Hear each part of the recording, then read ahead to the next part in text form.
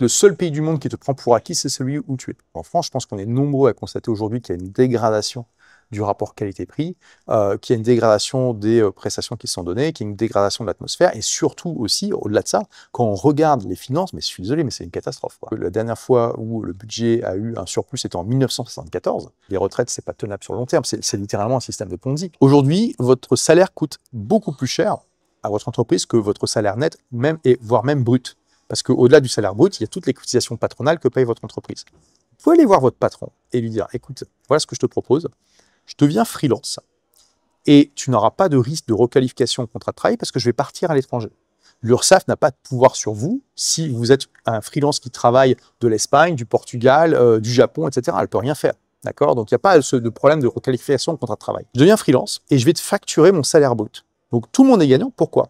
Parce que vous récupérez toutes les cotisations salariales que vous auriez payées et votre patron, il ne paye plus les cotisations patronales. Donc c'est vraiment un deal gagnant-gagnant parce que vous avez un salaire, entre guillemets, qui a augmenté et vous devenez moins coûteux pour l'entreprise. Bonjour les créateurs de liberté. Donc aujourd'hui, j'ai la chance de recevoir quelqu'un que vous connaissez peut-être si vous vous intéressez à la liberté financière, à la liberté tout court et au fait de penser en dehors de la boîte.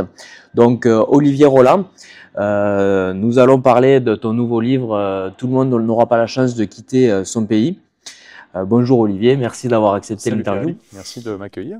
Donc tu es auteur, tu es entrepreneur et tu as notamment une formation anciennement blogueur pro qui a été renommée Business Libre qui permet de créer un business en ligne. Donc ma première question, c'est pourquoi tu prônes ce business model? Bah écoute, moi tu vois, j'ai créé mon entreprise très jeune à l'âge de 19 ans, c'était une aventure incroyable et en fait, au bout de quelques années, je me suis rendu compte que cette boîte que j'avais créée pour devenir libre était devenue une prison parce que je travaillais 60-70 heures par semaine, je prenais une semaine de vacances par an, comme beaucoup d'entrepreneurs. Et j'ai cherché des solutions pendant des années.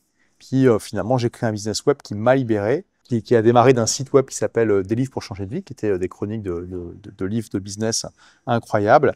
Et en fait, j'ai demandé à mon audience, au bout à peu près d'un an après avoir créé le blog, eh bien, comment je peux vous aider? Ils m'ont dit, on aimerait que tu nous aides à dépasser la procrastination et à créer notre entreprise. Tu vois, là, j'ai lancé une formation et ce business, en fait, a vraiment commencé à décoller très, très vite. Et ça m'a permis d'atteindre une liberté que j'avais jamais connue avant dans ma première entreprise, puisque aujourd'hui, ça fait 15 ans que je voyage 6 mois par an, voire certaines années plus, très très vite en fait avec ce business j'ai gagné plus d'argent que ce que je pouvais en dépenser, tout en inspirant des milliers de personnes. Et aujourd'hui j'enseigne ce business model dans Business Libre, comment avoir un business web au service de sa vie plutôt que sa vie soit au service de son entreprise. Donc, au démarrage, tu avais quand même l'idée de créer une entreprise en ligne ou c'est parce que ton audience te l'a donné? C'était une demande de ton audience de les former à quelque chose? Non, la première formation que j'ai faite, c'était pas du tout sur ça, c'était sur comment créer une entreprise, on va dire, normale, pas web. Ça s'appelait Agir et réussir, cette formation. Et c'est quand j'ai vu le succès, si tu veux, de ce business model, donc d'un site web qui attire du trafic, donc c'est le début d'un entonnoir de vente, ensuite qui incite les gens à s'inscrire à une mailing list en échange d'un cadeau, donc là un livre PDF, et ensuite vendre une formation pour les aider. J'ai vu à quel point c'était beaucoup plus efficace que ce que faisaient les blogueurs de l'époque, puisque à l'époque, tu vois, un des plus gros blogueurs français, c'était Éric Dupin de Presse Citron, et que il a expliqué dans un article qu'il faisait 30 000 visites par jour et qu'il faisait un chiffre d'affaires de 6 000 euros par mois. Et là, j'ai vu ça, je me suis dit, c'est dingue, parce que moi, je fais 30 000 visites par mois, donc j'avais un trafic 30 fois inférieur à lui, et je faisais déjà 14 000 euros par mois. Donc j'avais un chiffre d'affaires 2 fois supérieur à lui, avec un trafic de 1/30. Tu te rends compte? Donc quand j'ai vu ça, je me suis dit, bon, clairement, il fait quelque chose de... Si lui, c'est censé être l'un des meilleurs, il a ces chiffres-là, les autres, ils ne font pas ils ont pas les bonnes méthodes. Donc c'est ça qui m'a donné en fait l'idée d'enseigner cette méthodologie. Maintenant, on va parler plutôt par rapport au livre. Tu dis que les États-nations vont devenir des fournisseurs de services, en fait, un peu comme un fournisseur téléphonique ou Internet. Oui, alors c'est un peu abrupt de dire ça comme ça, parce que c'est quand même le fruit d'un long cheminement dans le livre avant d'arriver là. Donc là, les gens qui nous regardent vont dire « quoi ?» Mais si on veut résumer vraiment de manière très, très raccourcie, oui. Ouais, du coup, ma question, c'était pour savoir, en fait, sur quels critères tu sélectionnes, du coup, un État-nation. Qu'est-ce qui fait que selon toi, un État serait meilleur pour y vivre qu'un autre? Alors d'abord, je vais essayer de résumer quand même la pensée qui amène à ça pour les gens qui découvrent le concept. C'est juste qu'en fait, je dis que à partir du moment où on a un business web, ou qu'on travaille sur un ordinateur et donc, si vous travaillez sur un ordinateur, vous avez la possibilité de travailler à distance, en fait. Vous n'avez pas besoin d'être quelque part. Et donc, c'est juste une question de négociation avec votre entreprise, en fait. À partir du moment où vous êtes internetisé et que vous avez cette liberté, eh bien, d'un seul coup, vous vous affranchissez de ce que j'appelle la tyrannie de l'endroit, c'est-à-dire que vous n'êtes plus obligé d'être quelque part, en fait. Et ça, c'est c'est extrêmement disruptif parce que c'est la première fois que ça arrive dans l'histoire. Et en fait, quand vous vous affranchissez de la tyrannie de l'endroit, vous passez d'une situation où vous subissez le monopole d'un service de gouvernance. En l'occurrence, comme diraient nos amis québécois, si vous êtes sur un territoire avec un mauvais état, vous êtes pogné avec le mauvais état. Donc là, vous passez de ce statut-là à un statut où vous êtes un client dans un marché de juridictions qui se battent pour vous, puisqu'aujourd'hui, vous avez littéralement des dizaines et des dizaines de pays qui vous déroulent le tapis rouge pour vous accueillir dans les meilleures conditions. Juste pour donner un exemple de cette compétition intense qu'il y a aujourd'hui, l'Estonie a été le premier pays du monde à mettre en place un visa pour le digital nomade, qui est très facile à obtenir. C'était en 2020 et en 2024, 4 ans plus tard, il y avait déjà 60 pays dans le monde qui avaient mis en place un visa similaire. Donc un quart des pays du monde en seulement 4 ans. Ça montre qu'il y a une compétition de plus en plus forte pour attirer des gens qui sont mobiles et qui du coup sont capables de pouvoir choisir leur juridiction. Et tu vois, je fais ce parallèle en disant, c'est la même situation qui s'est produite quand les gens qui vivent dans des pays communistes ont vu leur pays s'ouvrir au capitalisme. Ils sont passés d'une situation où, par exemple, ils devaient faire 1 heure de queue pour avoir un pain de mauvaise qualité, à une situation où ils allaient dans un supermarché capitaliste et ils avaient accès à des dizaines de variétés de pain d'excellente qualité qui attendaient pour eux, plutôt que eux doivent attendre pour le pain. Et là, c'est la même chose. Et donc, une fois qu'on a établi ça, comment on choisit le meilleur pays? Déjà, la première règle de base, c'est que ça sert à rien d'aller dans un pays que vous détestez juste pour payer moins d'impôts. C'est vraiment, la vie est courte, à la fin de votre vie, vous allez plus vous rappeler de vos lettres d'amour que de vos relevés bancaires, en tout cas j'espère. Mais en même temps, il y a forcément dans le monde un endroit qui représente la meilleure combinaison de qualité de vie, de soleil, de nourriture, de bonne nourriture, de coût de la vie et d'impôts bas. Et vraiment, je veux dire, il y a quand même aujourd'hui 190 pays, et dans certains pays, il y a beaucoup de juridictions. Rien qu'aux États-Unis, il y a 50 États, des territoires, pareil au Brésil, au Canada, etc. Donc on peut dire qu'il y a des centaines de juridictions dans le monde, en fait.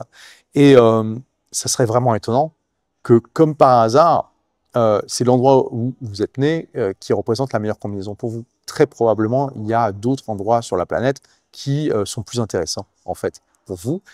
Et toute la clé, c'est de le trouver, en fait. Alors, la bonne nouvelle quand on vient de France ou de Belgique, c'est que la France est dans le top 3 des pays les plus taxés du monde depuis 1960. La Belgique n'est pas très loin. Et donc, en fait, vous lancez une fléchette sur la carte et du coup, vous êtes quasiment sûr de tomber sur un pays moins taxé. Donc là, c'est la bonne nouvelle. Et du coup, ça vous fait vraiment beaucoup d'endroits où vous pouvez aller pour à la fois vivre une aventure incroyable, augmenter votre qualité de vie, puis en plus payer moins d'impôts. Ouais, on a de fortes chances, en fait, il suffit de choisir le pays idéal qui nous conviendrait au niveau du mode de vie et on a de fortes chances qu'en prime, on ait moins d'impôts. Absolument. Tu vois, par exemple, moi, la première fois que je me suis expatrié, c'était il y a 10 ans, c'était pour l'Angleterre. J'ai divisé, bon, l'Angleterre, c'est clairement pas un paradis fiscal, mais j'ai divisé mon taux d'impôt par 2. Alors que moi, à la base, je vivais à Lille, donc c'était littéralement 1h30 de train de chez moi. Donc vraiment, tu vois, c'est quand même pas négligeable. Et en fait, finalement, quand on peut voir les choses comme si, en fait, j'avais été payé pour aller explorer la culture anglaise, puisque j'ai vécu à Londres 3 ans avant de déménager à Dubaï. C'est assez dingue de se dire qu'il y a à la fois des pays, comme tu disais, qui sont prêts à nous dérouler le tapis rouge et à faire tout pour nous accueillir, et d'autres qui font de moins en moins d'efforts pour nous garder. Alors, c'est tout le paradoxe, parce que justement, les gouvernants, les politiciens n'ont pas mis à jour leur logiciel de gestion de pays, en fait. C'est-à-dire qu'ils utilisent encore un logiciel qui est déjà obsolète. C'est qu'en fait, le seul pays du monde qui te prend pour acquis, c'est celui où tu es. Alors que tous les autres te déroulent le tapis rouge, en particulier quand tu amènes avec toi une activité économique et que tu ne vas pas piquer des emplois locaux, tu vois. Donc, c'est ça le paradoxe. Le seul pays qui vous prend pour acquis, c'est celui où vous êtes. C'est un peu comme la banque, en fait. Et c'est aussi une tendance de la nature humaine de toujours, on valorise toujours plus ce qu'on n'a pas et on oublie de valoriser ce qu'on a déjà. Bon, on comprend bien quand on écoute que la France ne fait pas partie des critères, voilà. Pas vraiment, non. Voire pas du tout, ouais. Au niveau des impôts. Bon, est-ce que les impôts est la seule raison qui font que la France ne remplit pas les critères pour non, mais alors, le pays idéal? Comme je disais, alors la France a beaucoup d'atouts, hein. Moi, j'aime beaucoup la France, j'ai encore beaucoup d'amis et la famille, j'y vais régulièrement. Mais clairement, franchement, partir de la France, ça a été une des meilleures décisions de ma vie et je vais jamais y revenir. Vivre, tu vois. Visiter de temps en temps, oui, sauf grand changement dans les décennies à venir. Mais moi, honnêtement, dans les 20, 30, 40 prochaines années, je me vois absolument pas revenir en France. Et donc, il y a plusieurs raisons à ça. Alors déjà, comme je disais, la France, en fait, se bat avec le Danemark tous les ans pour être le pays le plus taxé du monde. Donc, voilà, il y a ce point-là. Ça, bon, c'est un critère. Et après, il faut voir qu'est-ce qu'on obtient en échange. Je suis désolé de le dire, mais quand on ne fait pas l'autruche et qu'on regarde concrètement eh bien, ce qu'on obtient en échange en France, je pense qu'on est nombreux à constater aujourd'hui qu'il y a une dégradation du rapport qualité-prix, qu'il y a une dégradation des prestations qui sont données, qu'il y a une dégradation de l'atmosphère, et surtout aussi, au-delà de ça, quand on regarde les finances, mais je suis désolé, mais c'est une catastrophe, quoi. C'est une catastrophe. Ça fait plus de 50 ans que la France vit à crédit, parce que la dernière fois où le budget a eu un surplus, c'était en 1974. C'est-à-dire que depuis 1975, chaque année, il n'y a pas eu d'exception, il y a un déficit, et que donc la dette augmente. Et en plus, quand on regarde les deux piliers de l'État-providence en France, à savoir la Sécu et le système de retraite, c'est des deux gouffres financiers qui ne sont pas financés. Alors la Sécu, ça fait depuis les années 80 qu'on parle du trou de la Sécu, et les retraites, c'est récent, mais ça y est, c'est plus à l'équilibre, et maintenant il faut un apport extérieur supplémentaire. Donc là, pour 2025, les prévisions, c'est qu'il y aura environ 6% de déficit, ce qui est absolument démentiel. C'est démentiel, on est censé ne jamais aller en dessous de 3%, mais bon, enfin au-dessus de 3%. Ça faisait partie des critères de Maastricht. 3% maximum de déficit, 60% d'endettement par rapport au PIB. Ça a grosso modo jamais été respecté en Europe, hein, c'est vraiment une grosse blague ce truc. Et on a un endettement de plus de 110% du PIB. Ça veut dire quoi? Ça veut dire que là, en gros, on s'endette aujourd'hui pour payer des dépenses de fonctionnement. Et quand on regarde concrètement quelles sont les perspectives d'avenir, mais en fait, il n'y en a pas. On va droit dans le mur. C'est juste un système qui n'est plus tenable sur le long terme. Et je suis désolé, hein, ne tirez pas sur le messager, regardez les chiffres, ne faites pas l'autruche. Il suffit d'aller voir les chiffres de l'INSEE. L'INSEE prévoit donc une baisse du niveau de vie des retraités. Et de toute façon, c'est pas compliqué. On vit plus longtemps qu'avant, on a moins d'enfants, et donc il y a plus de retraités par actif. Et pourtant, on part à la retraite plus tôt qu'en 1970. Donc au bout d'un moment, c'est sûr que c'est pas tenable sur le long terme. Donc, qu'est-ce que ça veut dire quoi pour les retraites? Probablement, l'âge de la retraite va continuer à augmenter. Il va falloir augmenter les cotisations des gens et baisser ce que les retraités touchent. Alors ça ne va pas forcément se faire sous la forme de baisse qui vont être annoncées, mais simplement que les augmentations ne vont pas être suffisantes pour suivre l'inflation, ce qui est beaucoup plus, on va dire, furtif, et du coup la population ne va pas s'en rendre compte. Et l'INSEE prévoit une baisse continue du pouvoir d'achat des retraités sur les prochaines décennies. La Sécu n'est pas finançable sur le long terme non plus. Donc la France doit de plus en plus s'endetter, alors qu'elle a déjà un endettement qui est insoutenable, et qu'aujourd'hui, juste les intérêts de la dette, hein, je ne parle pas du remboursement de la dette, c'est déjà plusieurs dizaines de milliards par an. La prévision, c'est que ça va être de 70 milliards en 2025, ce sera le premier poste de dépense du budget de la France. Là, je donne les chiffres pour 2022 dans mon livre, c'était le coût de la dette, donc juste les intérêts, hein, pas le remboursement, hein, c'est 50 milliards, et l'IS avait rapporté 40 milliards cette année-là. Donc tous les entrepreneurs qui nous regardent et qui payent de l'IS, sachez que ça sert à rembourser 80% des intérêts de la dette, pas de la dette, qui, elle, n'est quasiment pas remboursée. En fait, comme chaque année, il y a un déficit, en fait, la dette augmente chaque année, alors que déjà, on est à des niveaux insoutenables. Je veux dire, voilà, il faut pas... Comment tu vois l'avenir dans ces cas-là? Tu vois, qu'est-ce qui va se passer concrètement? Tu vois, je donne des courbes. Alors là, on parle de la France, mais il y a plein d'autres pays occidentaux qui sont dans la même situation, hein, il faut le dire. C'est pas juste la France. En fait, c'est un problème systémique parce que notamment, il y a plein de disruptions qui menacent les États, dont l'ultramobilité, enfin la mobilité de plus en plus importante de la population. Et quand tu regardes par exemple le Danemark, qui, comme je dis, tous les ans, le Danemark et la France font la compétition pour être le pays le plus taxé. Bon, au Danemark, tu te fais défoncer, mais tu sais pourquoi. Parce que de manière générale, les Danemark sont vraiment contents des services qui sont rendus par l'État. Et surtout, l'État est bien géré. L'endettement est raisonnable, ils sont à 40% du PIB, il y a des déficits qui sont maîtrisés. Et les Danois sont beaucoup plus conservateurs dans la manière de gérer l'argent. Donc on n'est pas en train de parler de juste l'impôt, mais vraiment du rapport qualité-prix, et puis surtout de la soutenabilité à long terme de ce modèle. Mais on voit bien que c'est pas possible, on va droit dans le mur. Le Danemark, qui est un pays très taxé, pourrait faire partie des critères. Absolument. Je dis pas que vous devez juste, enfin c'est pas juste de baisser l'impôt, c'est d'avoir un meilleur rapport qualité-prix dans les services de gouvernance. En fait, à partir du moment où vous avez cette mobilité, vous pouvez littéralement devenir un client dans un marché de juridiction. Et donc, est-ce que vous allez aller dans un pays qui est mal géré? Alors, vous allez payer beaucoup d'impôts. Il n'y a pas vraiment de raison rationnelle de le faire. Et donc, pourquoi la France, c'est pas un bon pays pour rester? Parce qu'au final, le problème, c'est que si vous regardez les chiffres, vous dites, bah non, bah, clairement, les retraites, c'est pas tenable sur le long terme. C'est littéralement un système de Ponzi, puisque c'est les nouveaux entrants qui payent pour les anciens. Et en plus, j'ai fait le calcul dans mon livre, tu vois, je prends quelqu'un qui est au salaire médian. Donc, le salaire médian, au moment où j'ai fait le calcul, ça peut augmenter, c'était 2083 € par mois. Donc, qu'est-ce que c'est que le salaire médian? C'est 50% des Français gagnent plus, 50% des Français gagnent moins. Et donc, 2083 € net, et vous cotisez quelque chose comme avec cotisation salariale patronale, hein, ça fait 700 € de cotisation pour la retraite, grosso modo. Au bout de 43 ans de cotisation, vous avez cotisé, alors je dis de mémoire, j'ai les chiffres précis dans mon livre, c'est environ 350 000 € qui ont été cotisés, ça vous donnera une retraite de quelque chose comme 1200 €. Si vous avez investi la même somme dans un ETF World, ou dans l'immobilier, hein, toi qui es dans l'immobilier. Mais un ETF World, c'est un actif qui est extrêmement diversifié, puisque avec une action, vous investissez dans à peu près 1400 entreprises différentes, dans des dizaines de pays différents. Donc, je veux dire, c'est vraiment très diversifié. Vous n'avez pas de risque, vraiment. C'est aussi les ETF. Voilà, parce que, en fait, là, vous êtes en train littéralement d'investir dans l'économie du monde.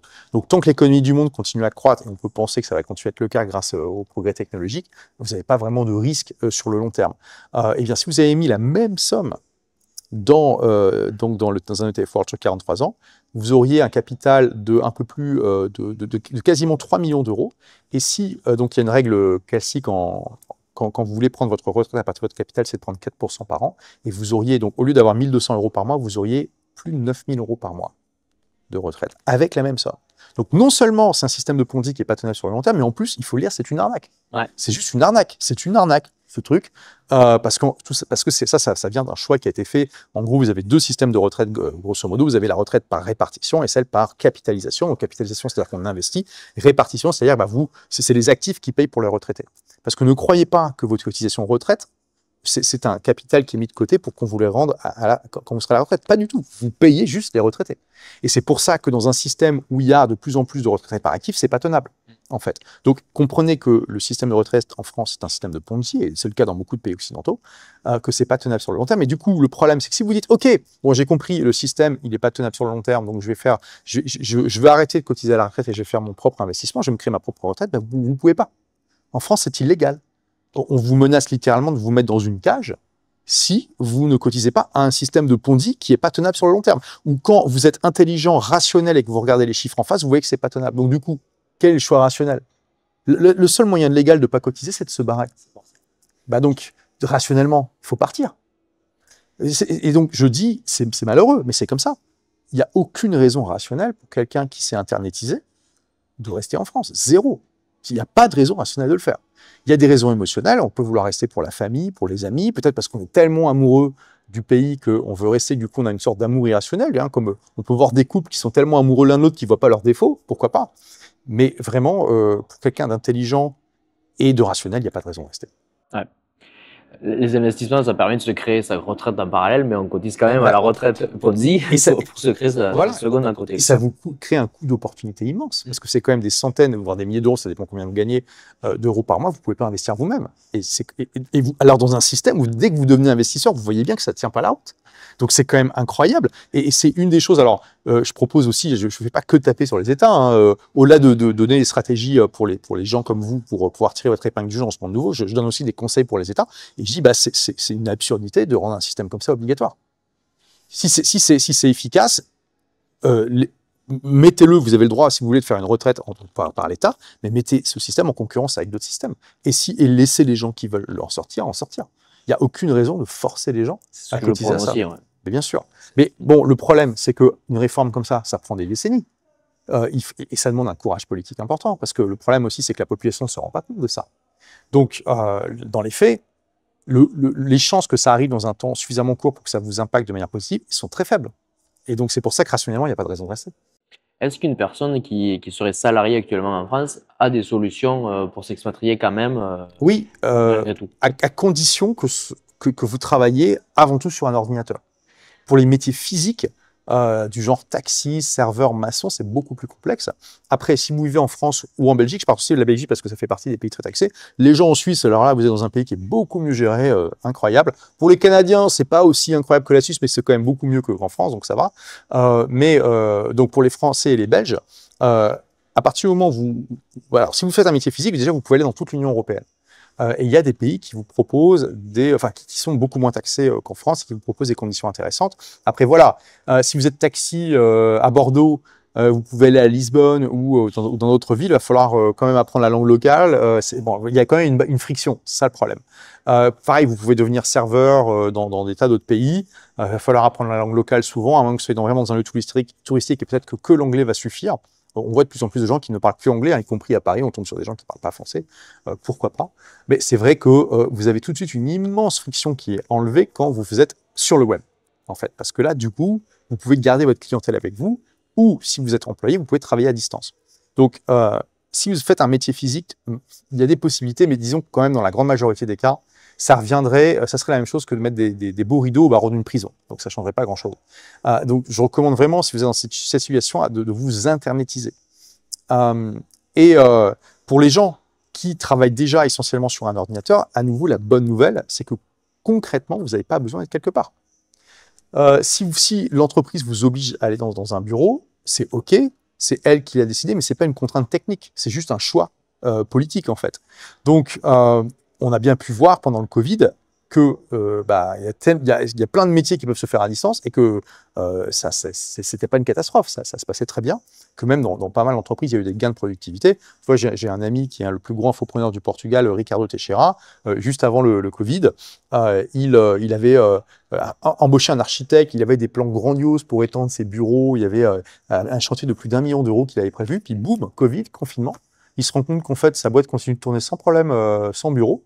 Après le Covid, qu'est-ce qu'il fait? Il arrête le chantier et il vend ses bureaux. Et aujourd'hui, son entreprise, il n'y a plus de bureau. Tout le monde travaille à distance, je sais ça. Et il n'a pas constaté de baisse de productivité. Au contraire, les gens sont plus contents. Donc, je veux dire, vous pouvez déjà aller voir les recherches et peut-être montrer ça à votre employeur. Mais au-delà de ça, il y a 2 stratégies majeures pour travailler complètement à distance, si ce n'est pas le cas déjà aujourd'hui, à condition que vous travaillez déjà sur un ordinateur.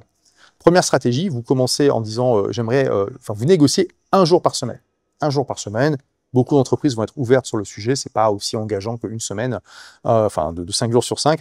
Et pendant cette journée, vous allez être un monstre de productivité. Vous allez montrer que vous travaillez beaucoup mieux que quand vous êtes au bureau. Puis après, à partir de là, vous demandez 2 jours, 3 jours, 4 jours, puis 5 jours. Et puis c'est à partir de 5 jours où là, vous êtes libéré et vous pouvez commencer, vous devenez un client dans ce marché de juridiction. Et le deuxième vecteur pour négocier, c'est en fait que vous pouvez vraiment proposer un deal gagnant-gagnant à votre boîte qui va vraiment intéresser tout le monde. Quel est ce deal? Aujourd'hui, votre salaire coûte beaucoup plus cher à votre entreprise que votre salaire net, voire même brut. Parce qu'au-delà du salaire brut, il y a toutes les cotisations patronales que paye votre entreprise. Vous pouvez aller voir votre patron et lui dire, écoute, voilà ce que je te propose, je deviens freelance et tu n'auras pas de risque de requalification au contrat de travail parce que je vais partir à l'étranger. L'URSSAF n'a pas de pouvoir sur vous si vous êtes un freelance qui travaille de l'Espagne, du Portugal, du Japon, etc. Elle ne peut rien faire. D'accord? Donc, il n'y a pas de problème de requalification au contrat de travail. Je deviens freelance et je vais te facturer mon salaire brut. Donc, tout le monde est gagnant. Pourquoi? Parce que vous récupérez toutes les cotisations salariales que vous auriez payées et votre patron, il ne paye plus les cotisations patronales.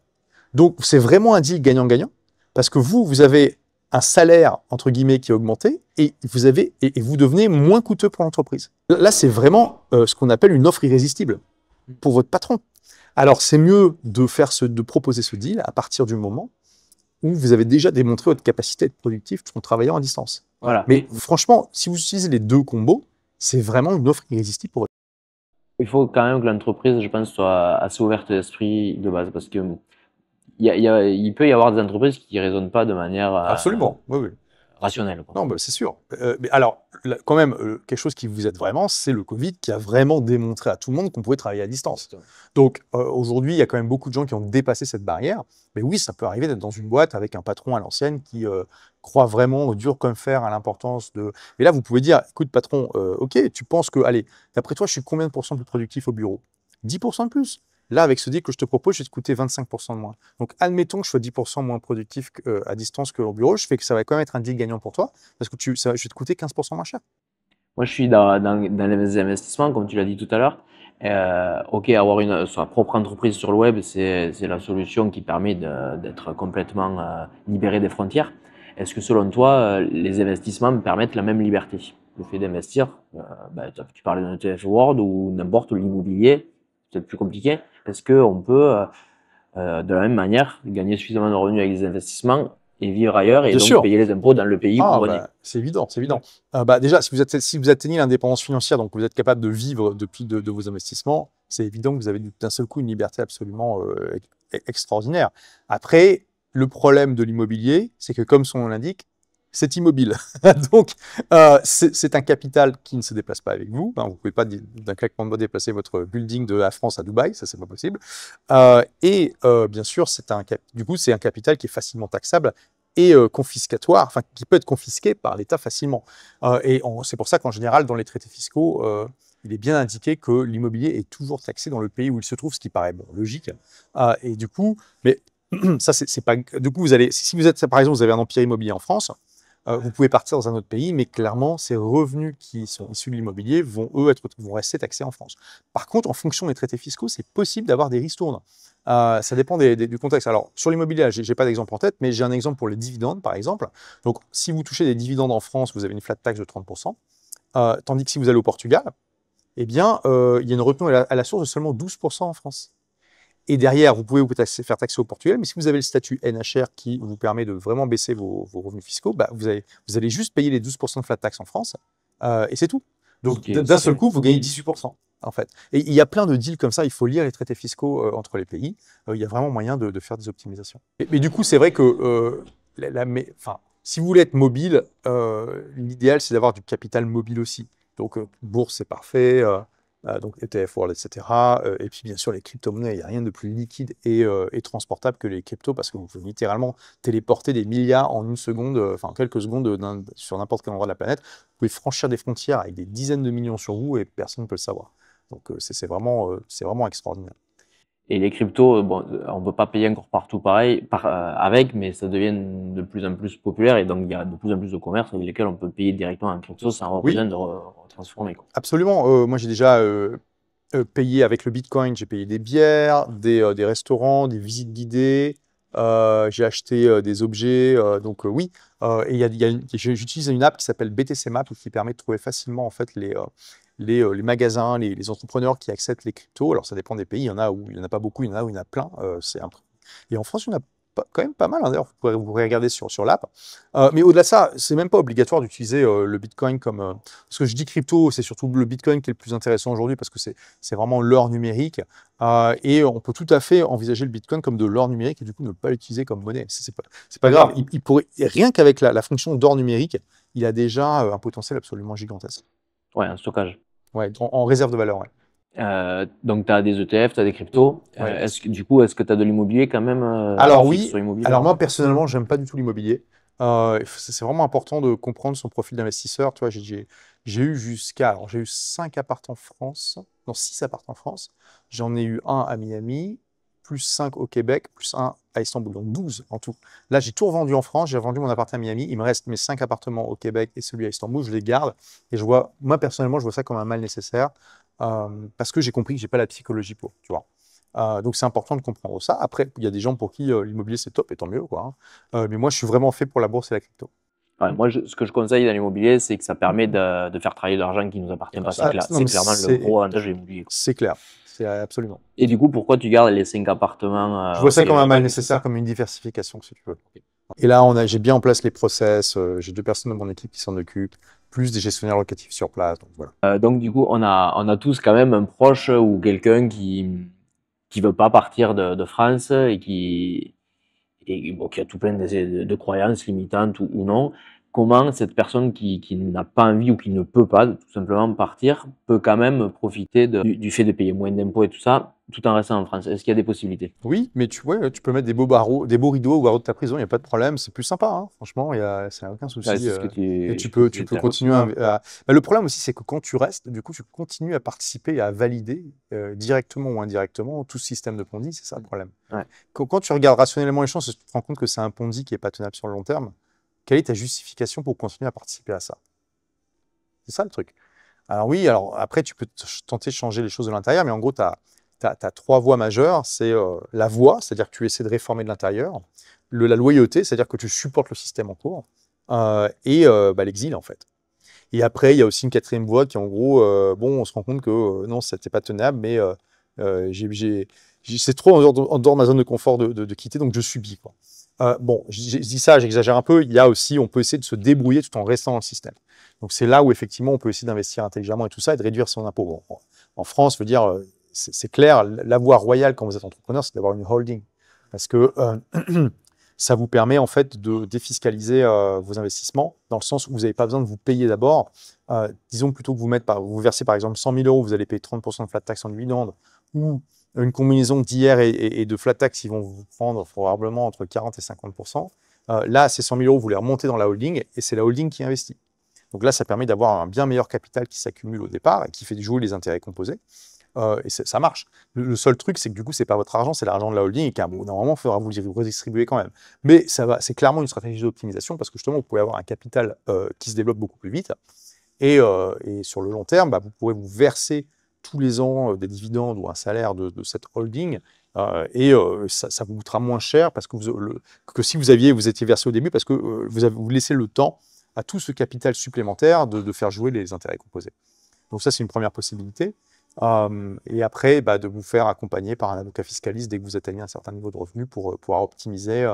Mais en sachant, c'est toujours le problème quand on reste dans son pays, c'est que si vous faites des optimisations agressives, vous avez toujours une épée de Damoclès sur la tête, c'est-à-dire qu'il n'y a aucune garantie que le fisc va valider votre montage. Et on a vu, par exemple, dans l'immobilier, il y a des tas de possibilités de défiscaliser avec les lois Pinel, etc. Le problème, c'est qu'il y a des tas de gens qui ont fait ça et puis qui se sont retrouvés après avec le fisc qui a contesté leur montage et qui ont dû rembourser rétroactivement des fois des sommes colossales. C'est En vraiment le plus, problème. Pinel, je ne recommande pas du tout parce que c'est souvent des biens neufs achetés trop cher. Souvent, c'est pas très intéressant. Donc, ouais, Et puis il y a plein d'autres trucs de défiscalisation comme ça dans l'immobilier, mais souvent, c'est un peu des pièges, quoi. Faut le dire. Hein. Ouais. Après, moi j'ai de l'immobilier, je paye pas d'impôts.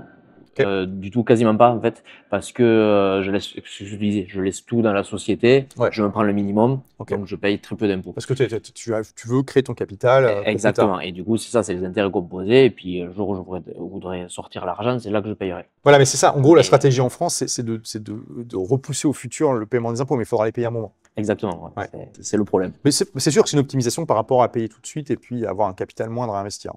Donc, voilà. Il y a quand même des possibilités. Ouais. Après, quand même, au-delà de ça, dans la diversification que je recommanderais, si vraiment vous voulez rester dans votre pays, c'est quand même d'avoir des comptes en banque à l'étranger, alors que vous allez déclarer, hein, bien sûr.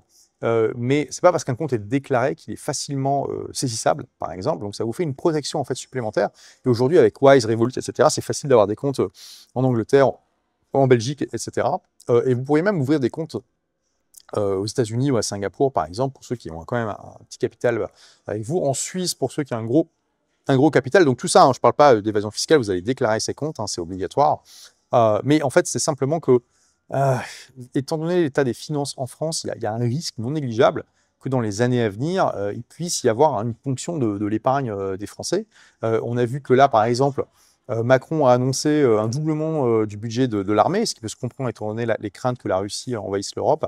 Mais le problème, c'est que déjà la France est en quasi-faillite. Donc, je veux dire, mais c'est ça le problème. Ça fait littéralement 50 ans qu'on vit à crédit. Donc, moi, je veux bien qu'on double le budget des armées, qui est de 50 milliards hein, à peu près. Mais comment tu fais quand tu n'as déjà pas de thunes hein? Enfin, je veux dire, faut être clair. Donc, c'est un peu le problème de la cigale et de la fourmi. La France, ça fait la cigale pendant 50 ans. Bah oui, quand tu as besoin d'argent, du coup, voilà. Tu te retrouves, il faut le dire, dans la merde, hein, soyons très clairs. Du coup, là, ils ont. Qu'est-ce que nos grands esprits du gouvernement ont trouvé comme solution? On va créer une épargne spécifique pour que les Français puissent contribuer à l'effort de guerre. Alors, génial. Ça tombe bien parce qu'on a dans l'histoire des tas d'exemples de pays qui ont fait la même chose, y compris la France. Et du coup, on peut savoir ce qui se passe dans l'écrasante majorité des cas, à savoir, vous allez vous faire défoncer. Soyons très clairs, c'est très probablement une arnaque parce que, par exemple, pour la guerre 14, il y a eu plein de pays pendant la guerre 14-18 qui ont fait la même chose, y compris la France. Et les épargnants se sont fait littéralement voler. C'est-à-dire qu'on les a remboursés on leur a remboursé le montant d'argent qu'on leur avait promis, sauf que ce volume d'argent à l'époque ne valait plus rien, parce qu'il y avait eu une hyperinflation ou une inflation très forte pendant la guerre, et que du coup, on vous remboursait peut-être les 10 000 francs à l'époque que vous aviez mis, sauf que ces 10 000 francs, au début de la guerre, ça vous achetait une maison, et à la fin, vous pouviez vous acheter une baguette de pain avec. Non mais c'est ça. Donc, je veux dire, faut vous rendre compte, le risque très fort, c'est ça. De toute façon, la guerre, intrinsèquement, c'est pas rentable. Donc, quel est le gain espéré en termes de... Enfin, il n'y a pas de gain par rapport à investir dans une entreprise ou un actif qui est en transition comme le Bitcoin. Enfin, faut s'en rendre compte, que l'immobilier. Il n'y a pas de gain financier à la guerre. Enfin, donc voilà, bref, c'est de l'arnaque. Donc, peu de gens se rendent compte de cette histoire d'inflation avec le livret A, oui, par exemple, oui. qui laissent de l'argent dessus, ils sont contents, ils ont leur 3% d'intérêt à la fin de l'année ou 2%, mais maintenant, Ouais. ils n'ont pas compris qu'en fait, ça vaut moins cher Que l'inflation. Même si la valeur est plus élevée, en fait, ils Bah, peuvent acheter moins avec, quoi. Aujourd'hui, c'est l'outil numéro 1 pour spolier le peuple parce que le peuple ne se rend pas compte de ce qui lui arrive. C'est ce que je dis tout à l'heure. C'est trop difficile politiquement de baisser ce que tu payes aux retraités. Mais comme la plupart des gens ne comprennent pas l'inflation, ce que tu fais, c'est que tu les revalorises, mais pas autant que l'inflation. Et du coup, sur le long terme, les retraites se font rogner. Exactement. Ouais. Et d'ailleurs, le Bitcoin, un des objectifs du Bitcoin, c'est d'éviter ce pouvoir de l'État que beaucoup considèrent comme outrancier aujourd'hui. Et c'est un des objectifs, ça a été un des objectifs de Satoshi Nakamoto et puis d'autres créateurs de crypto, c'est de séparer la monnaie de l'État, pour obliger l'État à être vertueux. Bon, par contre, le Bitcoin, c'est pareil, il n'y a pas d'objectif de rendement, enfin, ça augmente, et même très vite, c'est un des meilleurs actifs actuellement, mais on n'a aucune certitude sur la façon dont ça va augmenter en valeur. Non, mais tu sais, j'ai étudié le Bitcoin une bonne centaine d'heures pour mon livre, et vraiment, pour moi, après, il n'y a aucune garantie, hein, d'accord, mais le Bitcoin à 1 million, c'est pas une question de si, c'est une question de quand. Là, il est à peu près à 110 000 $ au moment où on fait cette vidéo. Le Bitcoin à 1 million de dollars, pour moi, c'est sûr qu'il va arriver un jour. Alors, je ne sais pas si ce sera dans 1 an, dans 10 ou dans 20, tu vois, mais ça me paraît à peu près certain. Il a toutes les fonctions de l'or, mais en mieux, parce que c'est comme si on comparait la photo analogique avec la photo numérique. La photo numérique, c'est infiniment plus pratique. Eh bien, le Bitcoin, c'est littéralement de l'or numérique, donc c'est beaucoup plus pratique que l'équivalent analogique. Et aujourd'hui, l'or, c'est une capitalisation de 22 000 milliards de dollars, et le Bitcoin, c'est 2 000 milliards de dollars. Donc on peut déjà, rien que si on se dit que le Bitcoin va complémenter l'or ou le remplacer, il va atteindre au moins le niveau de l'or, donc ça va faire x10. Mais en plus, il va probablement prendre une partie du marché de l'art, de l'immobilier et des investissements dans les entreprises aussi. Donc, pour moi, c'est un actif en transition. C'est comme si on était il y a 5000 ans et qu'on voyait pour la première fois des gens qui commençaient à se balader avec des petits bouts de métal jaune et qui nous disaient que c'était un truc incroyable, alors que on peut pas le manger, on peut pas s'en vêtir, on peut rien en faire de l'or. Concrètement, on peut en faire des bijoux, mais bon, c'est pas un usage. Voilà, c'est pas une plus. Voilà, concrètement, oui, ça fait des beaux bijoux, génial, mais on peut pas faire d'outils avec, on peut pas faire d'armes avec, c'est un métal trop mou en fait. Donc, ça n'a pas beaucoup d'usage concrètement, mais il n'empêche que ça fait 5000 ans que c'est une réserve de valeur. Et le Bitcoin, c'est la même chose en fait. Donc voilà, il n'y a pas de rendement en tant que tel du Bitcoin, mais c'est un actif en transition et je pense qu'il n'a pas encore atteint sa taille maximale en fait. Après, quel est le moyen d'investir intelligemment dans le Bitcoin? Parce que je pense que vraiment le Bitcoin représente un risque asymétrique dans le sens où si vous perdez pas grand-chose, mais que vous pouvez gagner beaucoup. Alors comment investir intelligemment dans le Bitcoin? On va dire vous mettez entre 1 à 5% de votre patrimoine, pas de vos revenus, de votre patrimoine dedans. Admettons que vous soyez conservateur, vous mettiez 1%. Dans le pire des cas, il se passe quoi? Le Bitcoin arrive à zéro. Honnêtement, déjà, le risque qu'il arrive à zéro me paraît extrêmement faible aujourd'hui. On a largement dépassé ce stade. Mais admettons, vous allez perdre 1% de votre patrimoine. C'est pas la fin du monde. Je pense que la plupart des gens qui nous regardent peuvent se permettre de perdre 1% de leur patrimoine, tout le monde va survivre. Mais voilà, si ça fait x10, ça augmente de 10% votre patrimoine. Et si ça fait x100, et je pense que c'est pas impossible qu'il arrive à 10 millions un jour, vous aurez doublé votre patrimoine avec un risque de 1%. Ouais. Donc c'est ça, le Bitcoin, c'est un risque asymétrique. Et donc si vous mettez 5% et qu'il fait x10, vous allez augmenter de 50% votre capital, tout en ayant un risque de 5%. Parce que pareil, est-ce que si vous perdez 5% de votre capital, ça va être la fin du monde? Probablement pas. Après, c'est à vous de voir, chaque situation est différente. Peut-être certains d'entre vous sont à 5% près. Dans ce cas-là, mettez 1%. Ou mettez 0,1. Enfin, chacun a son risque, d'accord? Mais avec cette stratégie, ça me paraît quand même compliqué de perdre. Alors, c'est possible, hein, mais c'est un vrai risque asymétrique. Donc concrètement, parce que ça s'achète sur des plateformes centralisées. Oui, comme Kraken, par exemple. Comme Kraken, comme Binance. mais le garder là-dessus, finalement, c'est prendre un risque quand même que la plateforme ferme ou qu'il y c'est un ait... risque de contrepartie, mais c'est comme quand tu laisses ton argent à la banque, hein, c'est la même Ouais. chose. Donc, ce qui est bien avec le Bitcoin, c'est que tu peux vraiment le garder toi-même, comme tu pourrais tu peux choisir de garder ton or dans une banque ou de le mettre chez toi. Là, c'est la même chose. Tu peux acheter une clé, par exemple, les clés Ledger. C'est un portefeuille froid, c'est-à-dire froid, ça veut dire que c'est pas connecté à Internet en permanence, donc c'est pas facile à hacker, et c'est conçu pour vraiment être très très résistant au piratage. Voilà, ça coûte, je sais pas, 50 €. Et puis, vous pouvez mettre vos bitcoins dessus, par exemple. Et pour ceux qui pensent, qui se disent, bah oui, mais du coup, s'il y a un incendie ou que je perds ma clé, je perds mes bitcoins, pas du tout, en fait. C'est juste, les bitcoins sont stockés dans la blockchain. Et vous avez un mot de passe qui vous permet de débloquer vos bitcoins de la blockchain. Et ce mot de passe, il va être stocké dans la clé.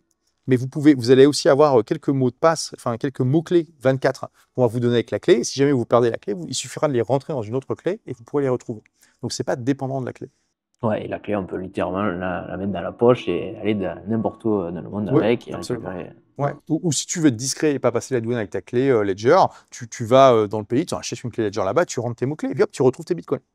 C'est ça qui est dingue. Et tu n'es même pas obligé d'utiliser la clé du même fabricant d'ailleurs. Ça fonctionne, c'est complètement universel ce truc. Concrètement, un jeune de 25-30 ans qui veut tirer parti, qui veut tirer son épingle du jeu de ce changement de paradigme, quelles compétences majeures doit-il développer là maintenant?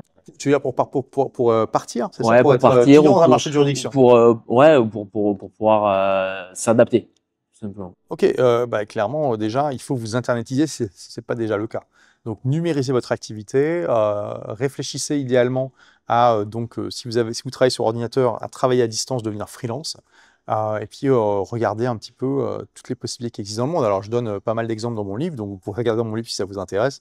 Mais vraiment, c'est cette compétence tu vois, je fais l'analogie dans mon livre, je disais, le Moyen-Âge, ça se caractérise par une époque où le Léviathan Église était plus fort que le Léviathan État. La Renaissance, c'est le Léviathan État qui devient plus puissant que le Léviathan Église. Et là, on est dans une nouvelle époque où tu as un nouveau Léviathan qui naît, c'est le Léviathan Réseau. Et si tu lui prêtes allégeance, il va te prêter une partie de ses pouvoirs qui vont t'aider à te protéger contre un Léviathan État qui est devenu gros, corrompu et inefficace. Je voudrais, si tu veux bien, terminer sur quelques questions en mode rafale où tu réponds en quelques secondes. Il y a 4 questions. Euh, Selon toi, un pays qui est actuellement sous-coté, quoi, qui en réalité est beaucoup mieux que ce que les gens pensent de lui, est-ce que tu as une idée? Les Philippines. Ok. Ouais, c'est un pays d'Asie incroyable, avec des paysages aussi beaux que la Thaïlande, des plages de sable fin, des cocotiers, beaucoup moins touristique que la Thaïlande. Et le gros avantage de ce pays, c'est que c'est le seul pays d'Asie où les gens parlent, tout le monde parle anglais. Parce que ça a été une colonie américaine pendant 50 ans. Et tout le monde parle anglais, mais c'est incroyable. Et c'est ultra pas cher et c'est aussi très faiblement fiscalisé. Bon, je t'ai déjà posé la question, la compétence la plus importante pour un investisseur nomade. Alors, tout à l'heure, c'était pour un jeune qui veut se lancer. Là, pour quelqu'un qui est déjà un nomade numérique, est-ce que tu as Pour un investisseur nomade, c'est juste de comprendre les cryptos. l'actif qui dort le mieux la nuit? Donc, l'actif, bon, je sais que c'est pas l'immobilier, du coup, on en a déjà un peu parlé, mais... Moi, je dirais, c'est un mix, c'est Bitcoin et un ETF World. D'ailleurs, bon, ça dépasse un peu ce que j'avais dit de réponse rapide, mais j'aimerais que tu dises 2 mots, si tu veux bien. Pourquoi plutôt un ETF World et pas un ETF américain, par exemple? Parce que le World investit quasiment, enfin 75%. Non, il y a 60% sur 60%. l'américain. C'est logique, en fait, l'ETF World suit la répartition des pays. Donc là, aujourd'hui, les États-Unis, ça représente plus de la moitié de la capitalisation boursière du monde, parce que c'est l'économie la plus dynamique. Donc voilà. Mais le problème, c'est que on est on est en train d'assister au déclin de l'Empire américain. Donc, on rentre dans un nouveau monde qui est multipolaire, où les États-Unis vont plus être la seule superpuissance, ça va être aussi la Chine. Et on est en train de constater qu'il va y avoir des blocs. On va avoir probablement une guerre froide 2.0 entre la Chine et les États-Unis avec leurs alliés, chacun de côté, et des blocs neutres. Donc, du coup, c'est vrai que jusqu'à présent, le SP500 a battu l'indice World quand on regarde historiquement. Je ne suis pas sûr que ça va être le cas au XXIe siècle. Et en fait, du coup, le problème, c'est que prendre le SP500 qui investit uniquement aux États-Unis, oui, c'est quand même bien diversifié parce que c'est quand même 500 boîtes, mais ça reste dans un seul pays, une seule zone légale et monétaire. Donc, je pense que le ETF Ford a une meilleure diversification et je pense qu'il y a des chances qu'il performe mieux que le SP500 sur le long terme. Je peux me tromper, mais simplement parce que les États-Unis sont en déclin relatif et que donc le reste du monde est en train de rattraper les États-Unis et que du coup, tu veux aussi être exposé au reste du monde. Ouais. Bon, moi, j'ai un avis un peu différent. Bon, on pourrait en parler des heures, mais du fait qu'en fait, les entreprises du SP 500, elles vendent dans le monde entier, donc au final, elles sont aussi internationales. C'est vrai. Et actuellement, c'est ce qui est le plus rentable. Mais par contre, je suis d'accord avec toi que dans l'avenir, c'est tout à fait possible qu'il y ait d'autres pays, ben, notamment comme la Chine ou quoi, qui soient plus rentables que les États-Unis et qu'en fait, Et puis, la rentabilité s'inverse. ce qui est bien avec le ETF World, c'est que ça suit la capitalisation boursière du monde. Donc, si les États-Unis continuent de croître et de prendre des parts de marché, ça va se refléter dans le ETF World. Donc, tu vas devenir encore plus exposé aux États-Unis. S'ils sont en déclin, et justement, ils vont baisser en pourcentage et tu vas être exposé à d'autres pays. Donc, ça me paraît plus fiable sur le long terme. Merci pour le temps que tu nous as consacré. Merci pour toutes les pépites que tu as partagées. Je vous mettrai le lien du livre d'Olivier Tout le monde n'aura pas la chance de quitter son pays dans la description. Et vous pouvez le commander dans n'importe quelle bonne librairie. Si vous avez aimé cette interview, n'hésitez pas à la partager à quelqu'un qui hésite à s'expatrier ou qui en a peur et qui a besoin de conseils concrets. N'hésitez pas à liker, à vous abonner. Est-ce que tu voudrais rajouter le petit mot de la fin pour conclure Oui, bah écoutez, si vous êtes toujours là, normalement, c'est que ça vous a motivé. Donc, choisissez une chose à mettre en place pour transformer cette connaissance en action, parce que c'est en agissant que on transforme les connaissances en compétences plutôt que juste en culture générale. Merci beaucoup Olivier Roland et à bientôt les investisseurs intelligents. Ciao.